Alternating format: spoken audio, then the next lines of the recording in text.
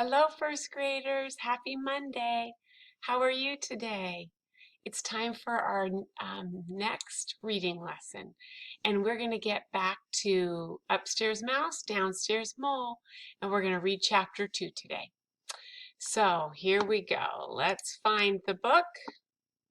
Here it is. And remind ourselves what we read last time. So remember, here is one little blurb that Mouse and Mole are neighbors and friends. Sometimes friends make mistakes, but they always try to help each other out. And we learned that in chapter 1. So in this book, Upstairs Mouse, Downstairs Mole, there are 4 different chapters. Last time we read Clean and Tidy. That was such a great chapter. Remember when Mole would clean his hole in the morning, and then in the afternoon, Mouse would clean her house, but she would sweep the dirt down into Mole's hole, and his would get all dirty again. And so they talked about it, and they came up with a plan, and they decided that they would work together, and they would start in the at noon in Mouse's house. They worked together to clean Mouse's house first. Then they went down and worked together to clean Mole's hole. And it didn't take them hardly any time at all because they worked together and they solved that problem. And they had so much time that they decided to make a garden. Today, the next chapter is called The Invitations.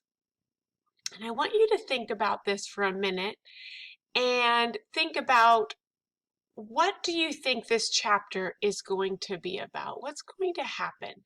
So I want you to stop the video and make a prediction to your mom or your dad. Tell them, what do you think is going to happen in this chapter?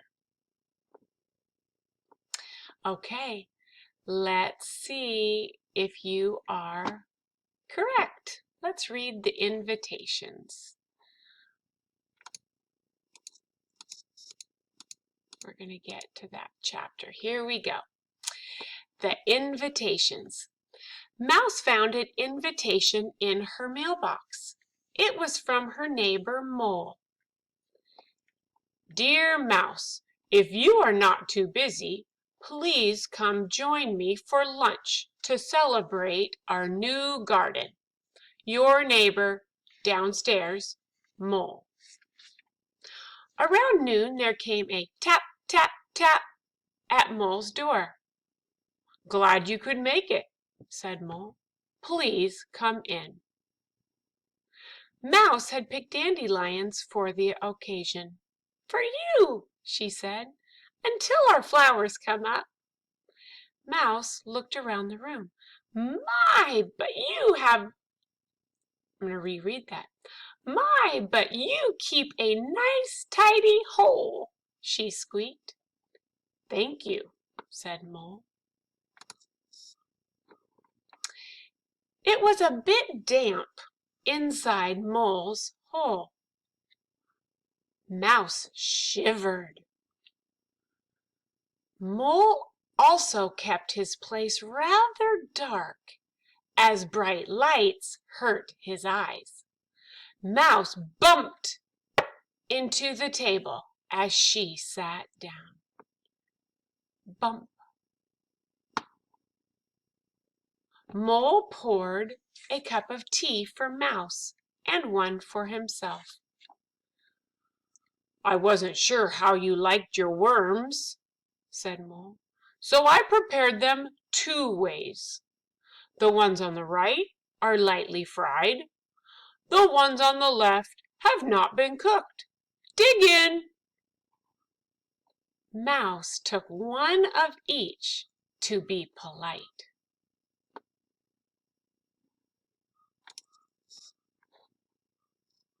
Mole filled his plate. He was starved. Mole crunched. Mole slurped. Mouse poked the worms on her plate. The one on the left wiggled and squirmed. Mouse's stomach began to wiggle and squirm. The one on the right looked greenish gray. Mouse's face turned a greenish gray. The damp air made her sneeze. Achoo! Goodness, Mouse, said Mole, you do not look well. I don't feel so good, moaned Mouse. Please excuse me, Mole, but I think I had better go upstairs and lie down.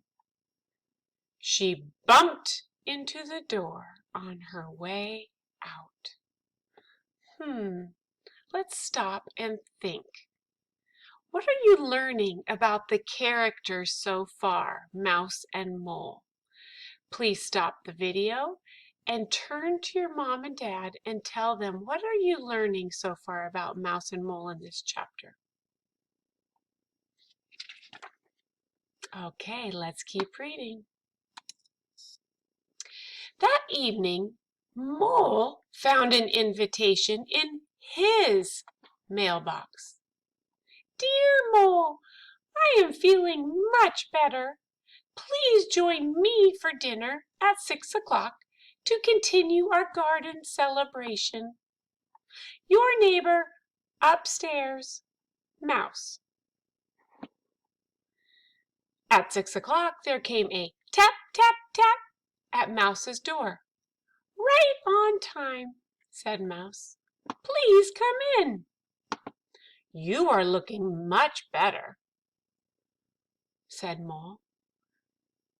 Thank you, said Mouse.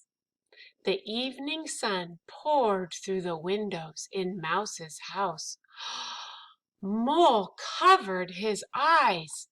He walked smack into a wall. I want you to think about what's happening right now. And think about the trouble. What is the trouble in this story? And what do you think is going to happen next? Stop the video and tell your mom and dad. Okay, let's keep reading. Mole bumped into the table as he sat down. Bump! Mouse poured a cup of tea for Mole and one for herself. I was not sure which cheese you preferred, said Mouse, so I cut up 2 kinds. The one on the left is cheddar, and the one on the right is Limburger. Help yourself. To be polite, Mole took a thin slice of each. Mouse loaded her plate. She was famished. Mouse nibbled. Mouse gnawed.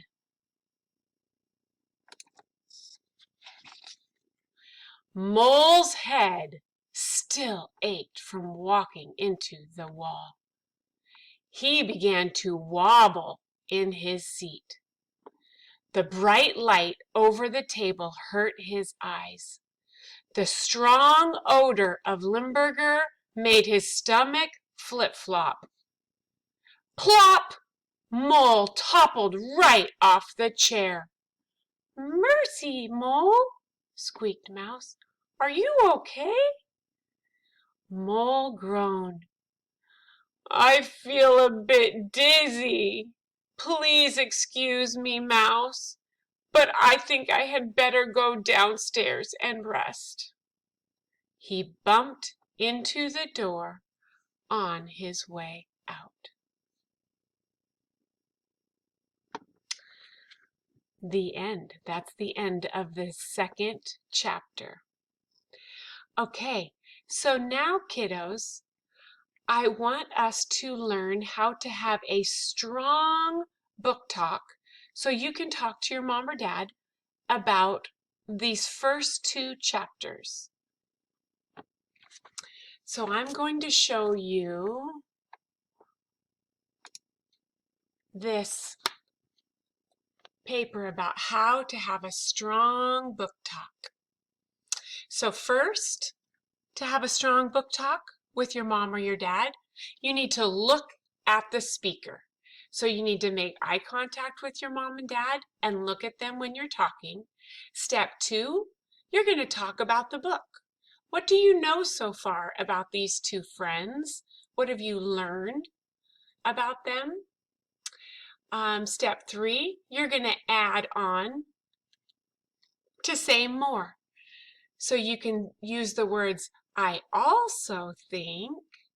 Step 4, you can ask questions. If you're wondering something about this book so far, you can ask your parents questions about this book. And step 5, you can give examples in the book to support your thinking. Okay?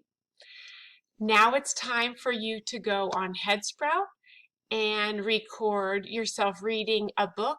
And remember, record the book that at the level that you're at. Whatever episode you're on, that should be the book that you're recording, or around that level. Okay, kiddos, have a great day. I hope you can get outside and play today. Bye-bye.